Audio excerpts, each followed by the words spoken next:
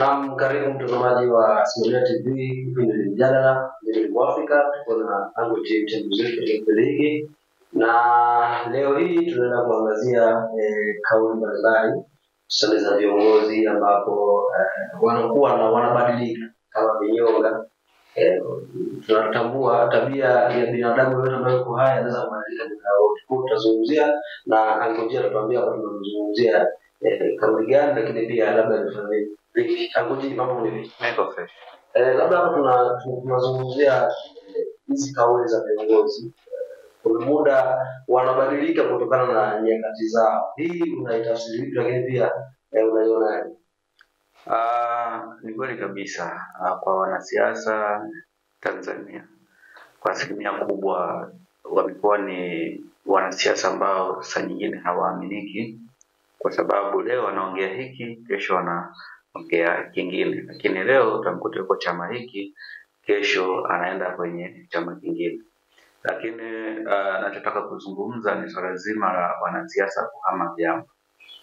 Mimi nadhani kwa Tanzania kuna haja ya vyama vyote vya siasa kujitafakari na kuangalia ni kwa jinsi gani wanaishi na wanasiasa, kwa maana kwamba mwanasiasa, yani ingekuwa mimi labda ni kiongozi wa chama fulani, kama mwanasiasa alikuwa kwenye chama kingine alafu imefika mwaka wa uchaguzi ndo anakuja kuhamia kwenye chama changu, siwezi kuacha kumpokea, lakini siwezi kumpa nafasi ya kugombea, kwa sababu kama mtu anatoka chama kingine na kuja kwenye chama kingine, inamaanisha kwamba unapompa nafasi ya kugombea, manake alichokuja kukipata kwenye chama hicho ni nafasi.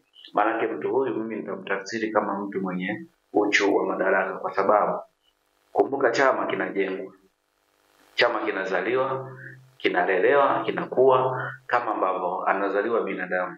Kwa hiyo kuna watu ambao unakuta tayari wao walikuwa wanaishi kwenye chama hicho, wamekijenga, wamekikisha kilipofika, wana uwezo pia wa kugombea kwenye nafasi hiyo. Sasa unapomleta mgeni akachukua nafasi ya wenyeji, inamaanisha kwamba unawafanya pia wa wenyeji wajisikie vibaya, lakini pia hujawatendea haki, kwa sababu wakati wanakipigania chama hicho huyu hakuwepo. Kwa nini sasa anaporudi umpe nafasi? Manake amekuja kudhulumu nafasi ya watu wengine. Lakini katika mwaka huu wa 2025 ukiniambia mwanasiasa wangu pendwa ni nani, nitakwambia ni Aida Kenani. Aida Kenani ni mbunge ambaye tunafahamu kwamba katika uchaguzi wa 2025 ni mbunge pekee ambaye alipata nafasi ama alipata kuwa mbunge wa jimbo kupitia Chama cha Demokrasia na Maendeleo. Kwa hiyo katika wakati huu ambao tunaona Chama cha Demokrasia na Maendeleo kimekuwa na msimamo kwamba wao hawatoshiriki kwenye uchaguzi, tunaona kuna watu ambao tayari wameshahama, kwa maana kwamba kuna watu ambao wametoka Chadema wameenda kuunda chama cha Chauma, ambao ni wengi tunaweza tukasema wameenda kule, Walikuta hapo wameenda kujumuika huko. Lakini pia tunaona kuna wengine ambao wameenda CCM, kuna wengine tumeona wameenda ACT Wazalendo. Lakini kwa nini nimesema kwamba katika mwaka huu 2025 mwanasiasa wangu pendwa ni Aida Kenani? Ni kwa sababu yeye licha ya kuwa anasema kwamba ana uhakika kwamba kura zikipigwa kwa haki lazima atarudi, lakini amesema hataweza kugombea mpaka endapo serikali itaweza kusikiliza kilio cha chama chao. Lakini pia kuna audio ambayo naweza nikaiplay hapa ya yale ambayo ameweza kuyazungumza, tusikiliza alafu tutamaliza kipindi chetu. Leo nimekuja hapa kuwashukuru, lakini kuwaaga. Najua wengi mtajiuliza, lakini wengi mlinipigia simu, Aida tunasikia unahama, Aida tunasikia umeenda CCM, Aida tunasikia sio umeenda wapi. Leo Aida mwenyewe niko hapa. Nataka niwaambie, mpaka leo nazungumza, wana na Manyele nyinyi ni shahidi. Mtu wa kushindana na mimi akanishinda kwenye jimbo hili hayupo mpaka sasa. Hayupo. Uchaguzi wa huru na haki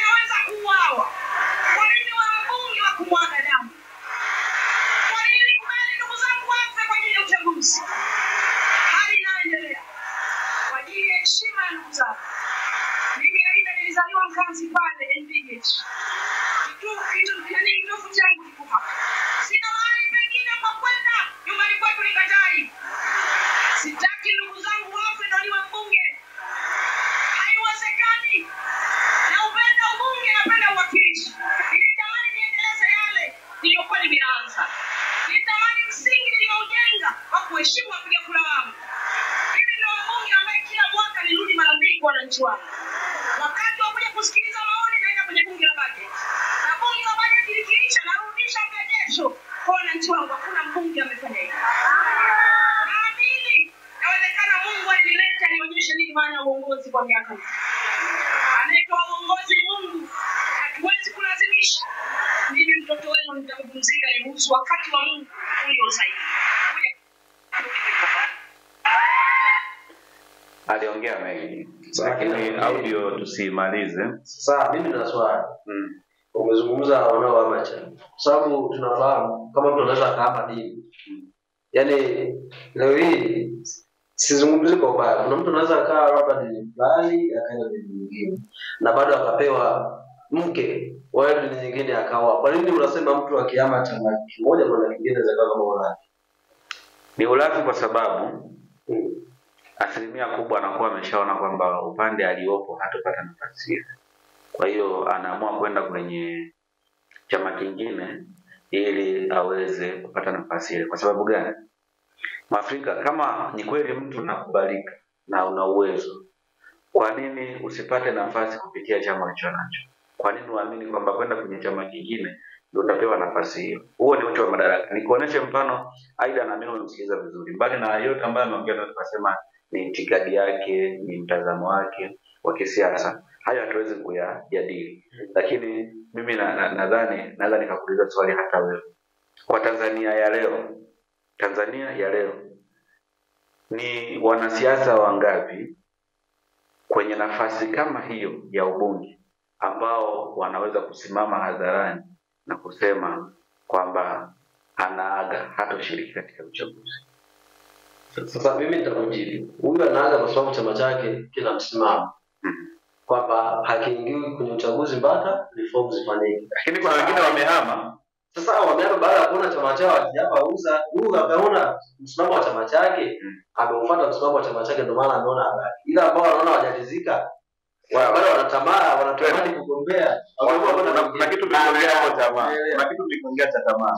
Lakini Afrika turudi pale pale. Inamaanisha kwamba mtu kama unakubalika, maana yake lazima ubaki kwenye chama chako, na ni sawa, ni kweli chama chake kimeshaweka msimamo kwamba hatashiriki kwenye uchaguzi mpaka sasa hivi.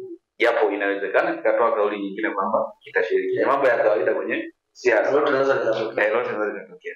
Lakini Afrika tunaposema mtu anaaga, sasa manake mtu huyu alikuwa na uwezo wa kwenda kwenye chama kingine na bado inawezekana angepata nafasi kama alivyozungumza, hana mshindani mwingine wakishindana wakufanya nini, wa kumshinda. Lakini tafsiri yangu mimi bado nitasema tunapozungumzia upinzani, sasa Tanzania ni nchi ya kidemokrasia. Tunapozungumzia upinzani, mimi Aida bado nitamweka kwamba ni mpinzani wa kweli, kwa maana kwamba bado amekubaliana na msimamo wa chama chake na bado ameona hamna haja ya kushiriki, licha ya kuwa tayari anaona kwamba nafasi hiyo ya kurudi bungeni ilikuwa. Sawa, tunamaliza hivi. Mimi na tumalize, lakini kama unataka kuongeza sio. Mimi nadhani kwa upande wao, labda kwa kumalizia kwa mtazamaji naye atafahamu yani. Aida anaweza kaa kweli ni yuko sawa kwa sababu chama chake tayari kilishasema kitashiriki uchaguzi mpaka reforms. Lakini kwa hao wengine mimi naona pia kwa sababu bado wanataka kugombea na wanaona hii ngoma ikipita hawagombei, wanaamua kwenda kwenye chama kingine. Lakini pia ni haki ya kikatiba, na tunaona leo hii hata kipindi hicho kina Mbowe wote walikuwa kwenye vyama vya tofauti. Baadaye akahamia Chadema, tunaona kina Zitto Kabwe kutoka Chadema ameenda ACT. Wengi sana tumeona kina Howard Rashid kutoka CUF mpaka kwenye chama cha ABC, walitoka CCM huko, wengi sana tunavifahamu. Ni haki yao, lakini pia hapa sasa kwenye wanachama wao wanaweza kusema ni msaliti sasa kwa chama. Kwa hiyo hao kwa wanachama kwako wewe sasa unaona ni sawa kwa upande wangu. Mimi sitaki kusema sawa kwa sababu gani? Mimi sijui muone mwao na hasa nini. Ndio mtu tena moyoni. Labda mafuta mimi tulie mfano tu sawa.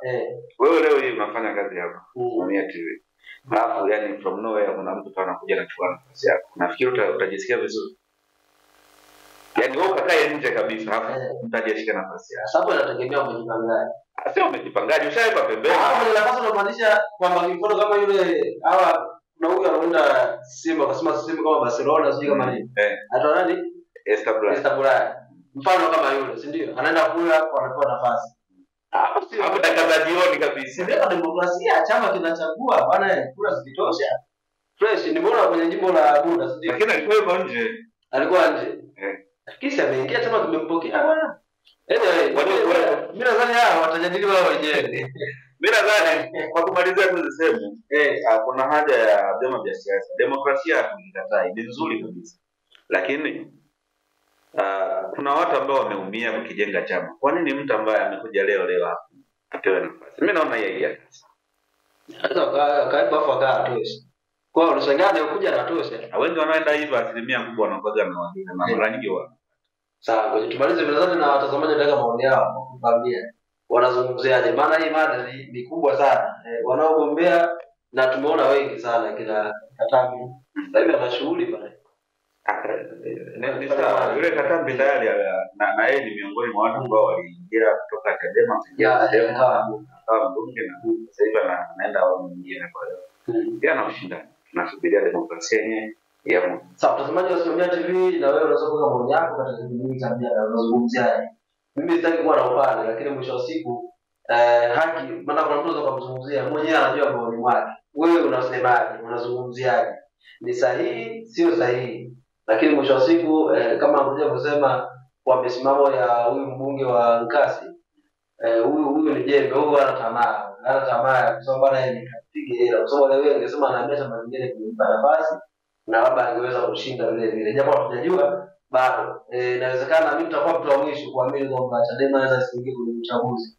Lolote lazima bado pia bado huko ukifuatilia ni kwamba bado pia nafasi na nafasi. Chadema bado nafasi. Sawa.